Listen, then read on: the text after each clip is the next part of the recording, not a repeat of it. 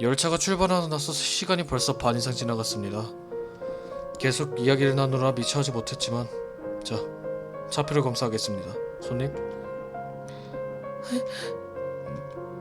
잠깐만요. 당신 분명 차표 검사하는 사람 아니라고 했잖아요. 네, 맞아요. 그렇지만 차표 검사가 가능한 직책을 가지고 있죠. 네? 자, 어서 차표를 보여주시죠. 전 소녀는 긴장한 눈빛으로 자신의 손목을 바라보았다. 설마 차표가 없는 건 아니겠죠? 아니 그러니까 그게 혹시 무임승차하신 거 아닌가요? 아니 그게 그렇다면 큰일이군요. 잘 아시겠지만 제 7호차는 요금이 무지막지하게 비쌉니다만 그냥 표를 분실한 걸로 쳐서 제가 임의로 다시 끊어드린다 해도 분명 집이 그렇게 잘 산지 못한다고 했었고 지금 당장 수중에 큰돈도 없는 것 같은데 소녀가 불안한 듯 몸을 떼기 시작했다. 이렇게 되면 손님께 당장 하차하시라고 말씀드릴 수밖에 없군요. 잠깐만요. 하차라는 두 단어를 듣는 소녀는 급히 내 말을 끊으며 소리쳤다. 죄송해요. 정말 죄송합니다. 그치만 부탁드려요. 한 번만 절 봐주실 수 없나요? 전 어떻게든 이 기차를 타고 싶었어요. 종점에 가고 싶었다고요. 봐달라.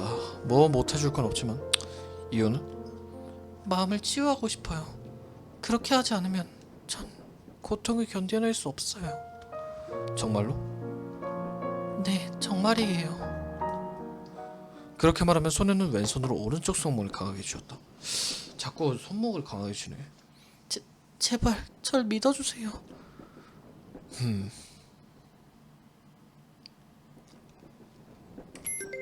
뭐지? 어떻게 하면 좋을까? 챕터 6 와서는 안 될 여인길. 소녀의 간절한 눈빛을 보고 난 망설였다. 그리고 결국 결심했다. 좋아요. 이번 한 번만이에요. 요금은 그쪽의 이야기를 들은 걸로 대신하도록 하죠. 감사합니다. 내 대답을 들은 소녀는 정말 기뻐했다. 정말 죄송해요. 앞으로 절대 이런 짓은 하지 않을게요. 소녀는 나에게 정중히 사과했다. 그녀를 봐주기로 한 내 선택이 과연 옳았는지는 몰라도 어쨌든 소녀는 기뻐하고 있다. 아마 내 선택이 옳았겠지. 난 그저 옆에서 지켜보는 사람일 뿐 상대의 속마음까지는 꿰뚫어보지 못하니까. 그러니 상대가 기쁜 모습을 보이기만 한다면 뭐 아무런 상관없다. 그럼 지금까지 실례했습니다. 저는 다음 칸으로 가볼게요. 네. 수고하세요.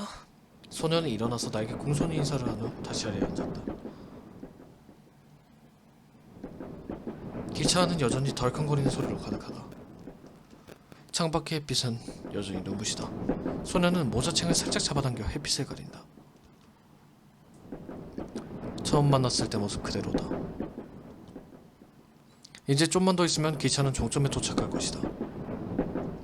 기차에서 내리고 나면 과연 소녀는 마음의 문을 활짝 열어젖힐 수 있을까? 글쎄, 나로서는 알 수 없다. 나는 어깨를 쫙 펴고 다음 칸으로 성큼성큼 걸어간다. 그 칸에는 또 다른 사람 손님이 있겠지. 아직 끝나지 않은 또 다른 손님이.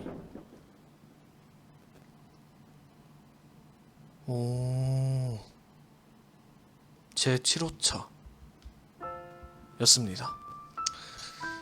배드엔드야. 헐.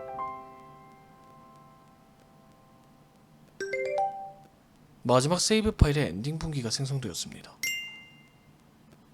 세이브 파일에 다시 불러오게 하시면 선택지가 등장하여 엔딩이 갈립니다.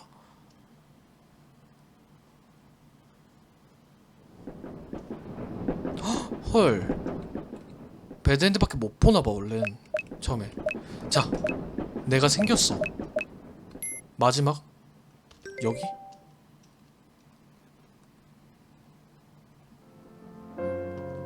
야, 소녀는 거의 보면 좀 빠르게 넘어갈게요.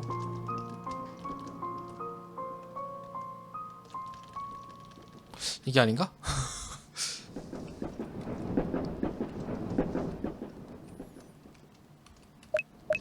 여거?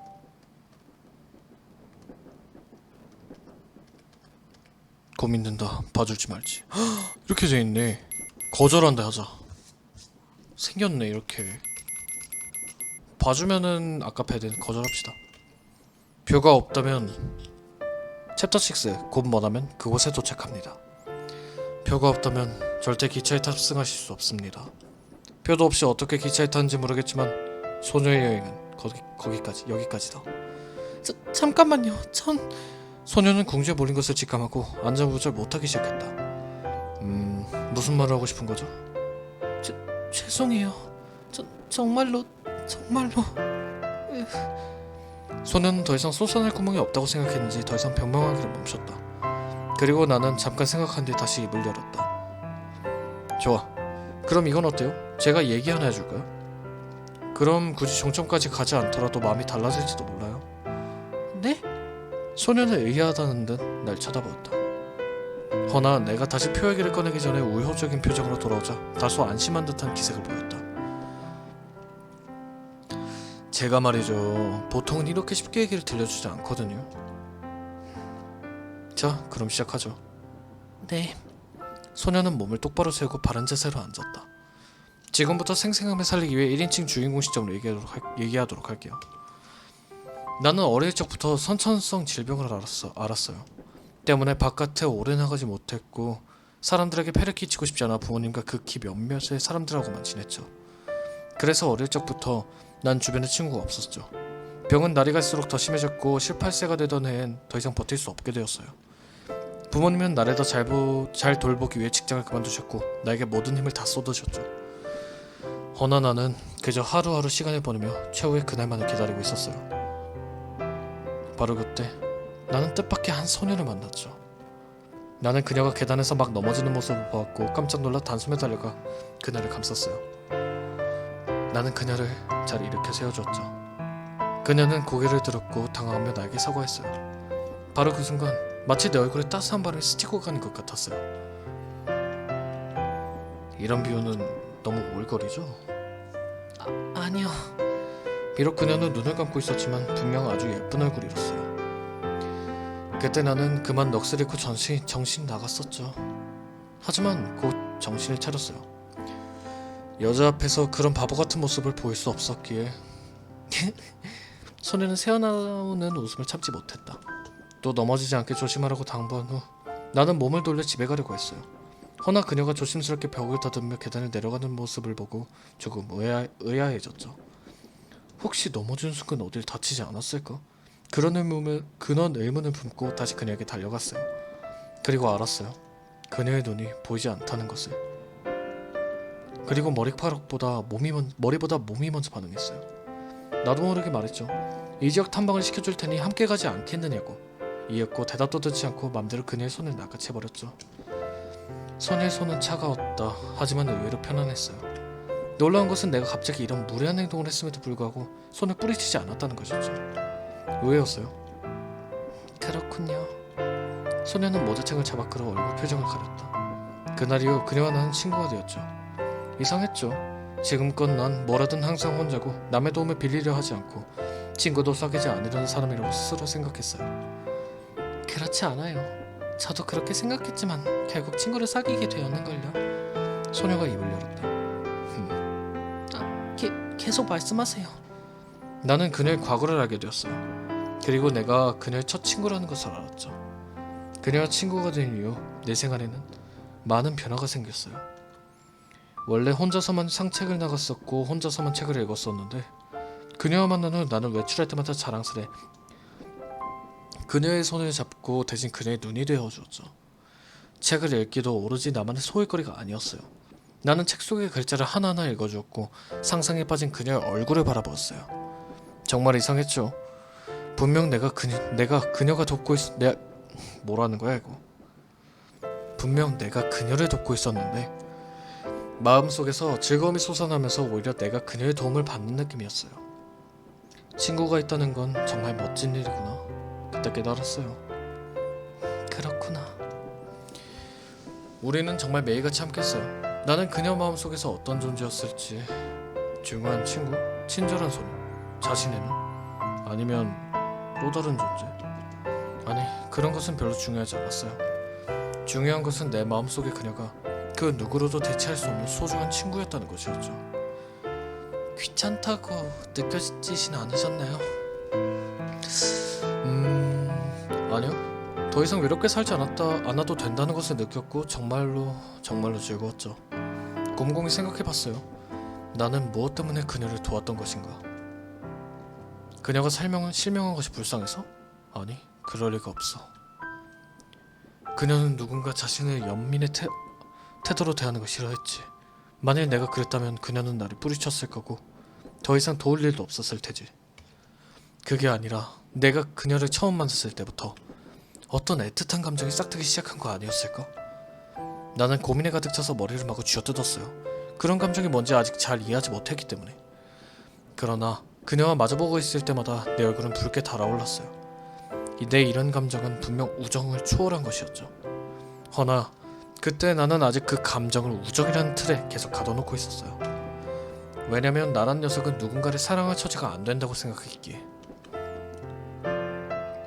그럴 수가. 내 몸 상태는 내가 잘 아니까. 이러다 언제 죽어버릴지 모르기에 맘대로 누군가를 좋아할 수가 없었어요. 상대에게 짐을 지우기 싫었으니. 그런 것도 몰랐다니. 잠깐 소녀의 눈을 쳐다본 뒤 다시 말을 이었다. 1년이란 긴 시간 동안 난 정말 행복했어요. 남들에게 비교적 짧은 시간이었지도 모르지만 나에게는 그녀와 함께한 시간이 정말 긴 시간이었죠. 게다가 그 시간 동안 몸 상태도 제법 좋아졌고 외출을 할 때마다 점점 더 힘이 덜 들게 되었죠. 그렇다곤 해도 여전히 몸 상태에 신경 썼어야 했을 텐데. 그런 건 아무래도 상관없었어요.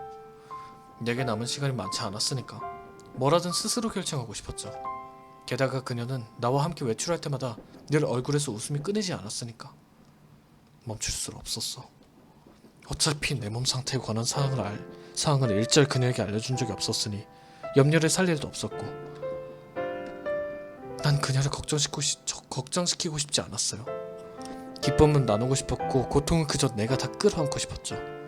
한편 몸 상태도 제법 호전되었고 마음에도 안정이 찾아왔기 때문에 병마를 이겨낼 수 있지 않을까 하고 생각했어요.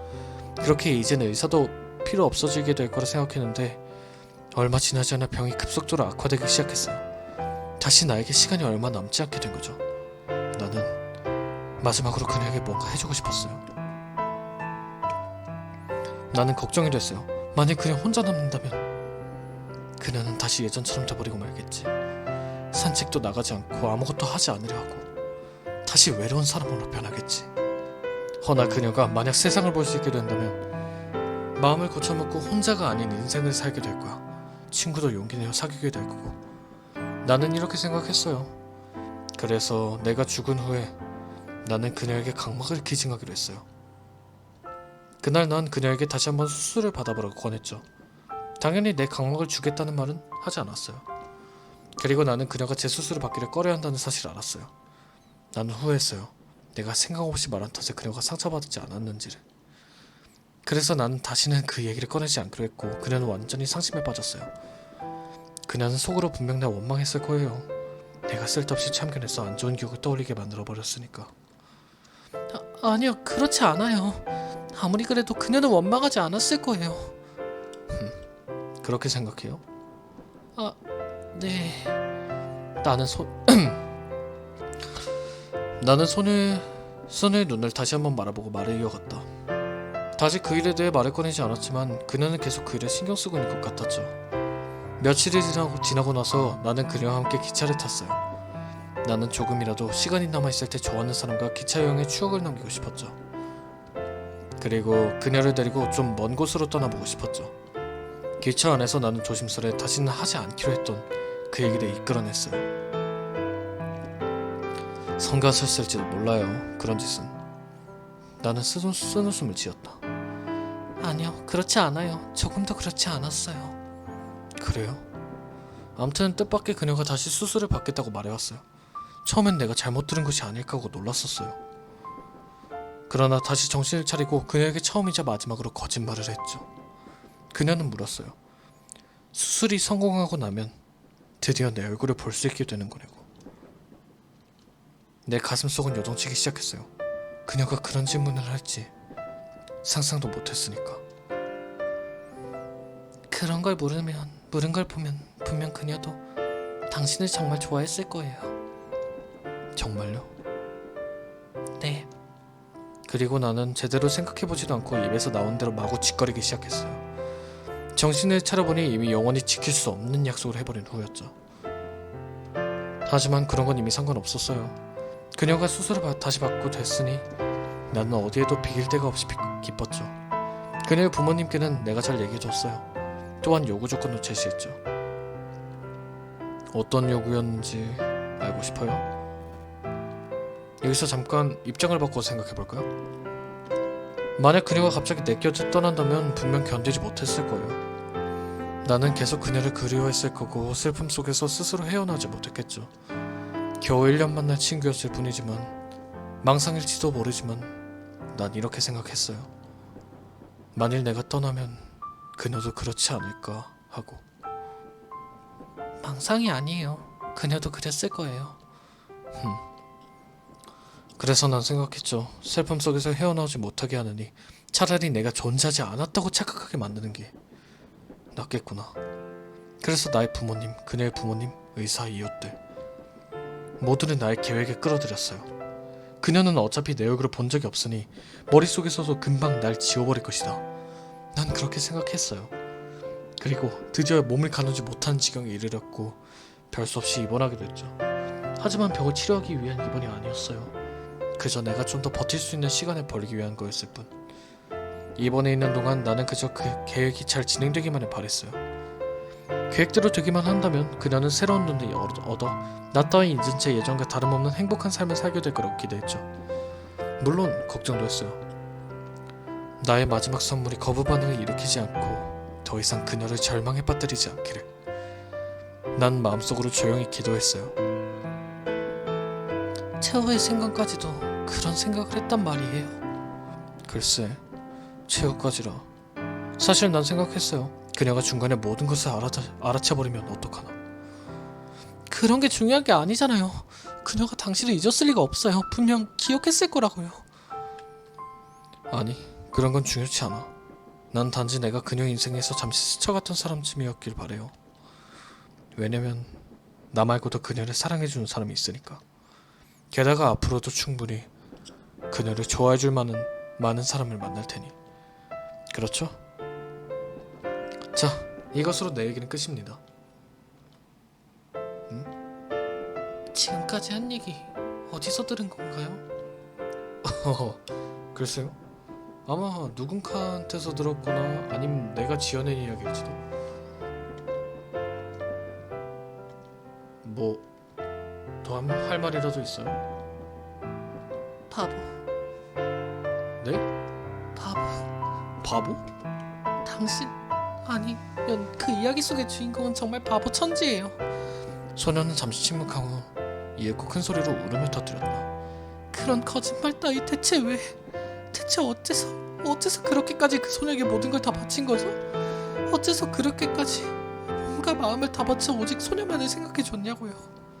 조금이라도 이기적이었으면 좋았을 텐데 그저 소녀는 소년과 함께 있고 싶었을 뿐인데 떠나가는 마지막 모습도 보지 못하게 하고 이렇게 잔인한 게 어딨어요. 소녀는 그저 그의 목소리밖에 기억하지 못하는데 게다가 그렇게 되면 결국 그를 쉽게 잊어버릴 수밖에 없게 되잖아요. 어쩌면 전혀 기억하지 못하게 될지도 모른다고요. 이야기 속의 그녀도 그 소년을 진짜 좋아했고 저도 그 사람을 정말 좋아했단 말이에요. 말을 마친 소녀는 혼자라도 쓰러져 울기 시작했다. 소녀의 이런 반응은 당연히 짐작하고 있었다. 나는 그녀가 실컷 울도록 내버려 두었다. 소녀의 몸은 미처 가누지 못할 정도로 떨리고 있었고 눈가에는 눈물이 샘솟듯 흘러내렸다. 나는 그녀를 위로하면서 눈물을 닦아주었다. 그렇게 얼마나 한참이 지났을까? 소녀는 조금씩 감정을 가라앉히기 시작했다. 눈물은 멈췄지만 눈가에 여전히 눈물 자국이 남아있다. 자, 이제 하차하실 시간입니다. 스스로 내리실래요? 아니면 제가 모셔다 드릴까요? 저기요, 저는 지금 무슨 기분인진 잘 알아요. 그치만 당신이 계속 이 기차를 타고 종점에 도착하는 건 과연 소년이 바라던 걸까요? 당신을 위해 그렇게 노력했는데 결국엔 이렇게 되는 게 과연 옳은 일일까요? 제가 너무 바보 같았나요? 아니요. 당신은 소년을 좋아했죠? 네, 전 정말 그를 보고 싶어요. 네, 저라도 그랬을 거예요. 허나 소년이 말했던 것처럼 당신에겐 앞으로 사랑해줄 많은 사람이 나타날 거예요. 그러니 그가 바랬던 대로 그를 단지 스쳐 지나갔던 사람으로 여겨주세요. 만일 지금 이대로의 당신의 모습이 소년이 보게 된다면 분명 자신의 결정을 후회하게 될지도 모르잖아요. 게다가 당신을 좋아했던, 아니 사랑했던 한 사람 때문에 현재 당신을 사랑하고 있는 사람들을 괴롭게 할 참이었죠? 그쵸? 네, 이렇게 끊은 꿈을 대다 종점에 도착해버리겠네요. 빨리 움직이십시다. 아니면 늦어요. 네, 알았어요. 소년은 자리에서 일어났다. 기차가 멈추고 문이 열렸다. 여기서 내려서 잠깐만 기다리고 있어요. 영무한테 연락해서 다시 집으로 돌아갈 수 있게 해줄 테니까. 네, 소년은 한시름 노는 듯한 표정으로 날 바라봤다. 소녀가 차에서 막 내리기 전 나에게 말했다. 전 절대로 그 사람을 스쳐 지나갔던 사람으로 생각하지 않을 거예요. 비록 기억하는 건 목소리뿐이지만 그래도 절대 잊지 않을 거예요. 제 눈앞에 보이는 이 빛만 있다면 분명 평생 잊지 않게 될 거예요. 그 바보는 멋대로 저의 마음속에서 도망쳐 나가지 못할 거예요. 영원히. 눈물이 다시 한번 그녀의 눈가에 흐른다. 그래요. 잘 알겠어요. 암튼 돌아가서 손목치료 잘하세요. 상처가 깊은 걸 보니 무지 아플 것 같아 보이니까. 감사해요. 소녀는 마지막으로 몇 시간 동안 만남 이래로 가장 찬란해 보이는 미소를 보이고는 플랫폼을 향해 내려갔다. 그리고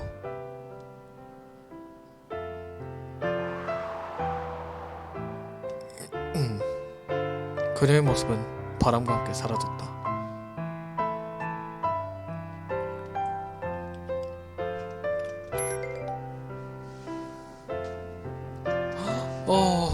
엔딩 크레딧 나와. 문이 닫히고 나서 나는 기차를 출발시켰다. 소녀가 떠난 기차 안은 텅텅 비었다. 마치 처음부터 아무도 없던 것처럼. 됐으니까 이제 그만 나와요. 나는 옆 칸과 이어지는 문 쪽을 향해 소리쳤다. 이윽고 소년이 문을 열고 나왔다. 감사합니다. 뭘요? 저는 그냥 제가 할 일 했을 뿐이에요. 스스로를 포기한 사람은 아직 이 기차에 태우고 싶지 않으니까요. 네, 알겠습니다. 암튼 처음에 소녀를 봤을 때 제법 놀랐다고요. 그래도 한 몇십 년은 지난 후에야 이 기차에 탈 사람이었는데 말이죠. 귀찮게 해드렸네요.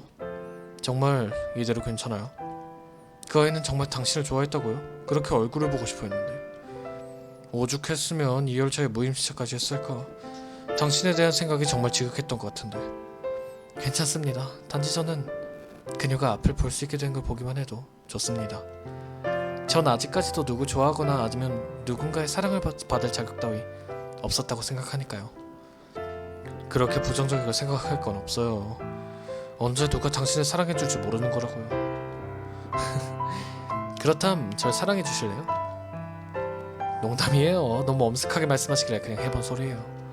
그나저나 이거 함부로 이 기차에 탄 손님을 돌려보내거나 하면 안 되는 건데 직권을 너무 남용했다고요. 내게 이런 짓을 하게 만들었으니 그 대가로 여기서 1년의 자원봉사를 해야겠는데요. 물론입죠. 필요하시면 언제든 써먹어 주십시오, 차장님. 과연 소녀가 말한 대로군. 화를 못 내게 만드는 성격이야. 그나저나 나한테 차장이라니. 인간들한테나 놓치는 그런 용어를 쓰지 말아주시길. 다시 말하지만 나는 당신들이 인간과는 다른 존재입니다. 단지 인간들에게 편리하게 다가가기 위해 똑같이 인간의 형태를 하고 있을 뿐. 알겠습니다, 기차님. 그 칭호도 왠지 거슬리는군요. 그나저나 곧 종점에 도착할 텐데 안내방송 같은 건 안 하시나요? 아차! 이런 늦으면 야단나는데. 난 급히 몸을 돌려 뛰어갔다. 뛰다 넘어지지 않게 조심하세요. 소년이 뒤에서 소리쳤다. 됐거든요. 방송을 하며 달려가며 생각했다. 인간들처럼 나도 감정을 갖게 된다면 그리 나쁘지만도 않을 것 같다고. 저승으로 가는 기차인가 봐. 이 열차는 제 7호차다. 아니, 그렇다기보단 내가 바로 제 7호차 그 자신이라고 말해야겠지. 영혼들을 태우고 종점에 있는 저 세상으로 향하는 존재. 맞네. 나의 여정은 길기도 하고 짧기도 하고 험하기도 하고 평탄하기도 하다. 하지만 언제나 종점은 하나다. 인간들의 영혼들이 나를 타고 가며 자신의 일생을 되짚어볼 때 그 기분은 어떤 기분일까? 지난 삶에 대한 만족? 괴로움? 후회? 아님 보람? 허나 모두 나와는 상관없는 일이다. 아니, 어떻게 보면 꼭 그렇지만 않지. 인간들의 이야기 듣고 있으면 제발 흥미로우니까. 소녀여, 아주 오랜 세월이 흘러 다시 만나게 된다면 그때 또 당신의 이야기를 들려주길 바래. 승객 여러분께 알립니다. 이 열차는 곧 종점에 도착합니다. 두고 내리는 물건이 없는지 잘 살펴주시고 열차가 완전히 멈추고 나서 안전하게 하차하시기 바랍니다. 이상입니다. 즐거운 여행 되시길 바랍니다. 즐거운 여행 되시길. 끝났네요.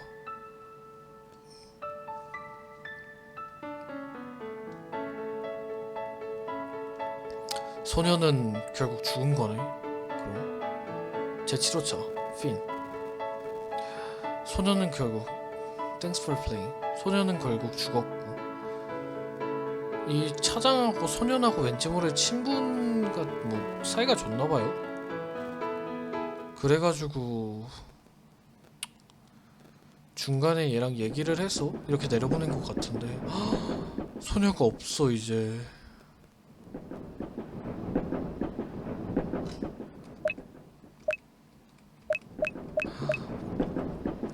소녀는 뭐 죽을 뻔 했나봐요 현실에서. 근데 이렇게 차장하고 얘기를 해서 권력 남용인지 뭔지 이거를 돌려보내고 소년만 이렇게 저승에 가고 소녀는 나중 몇십 년 후에나 만날 걸 기약하는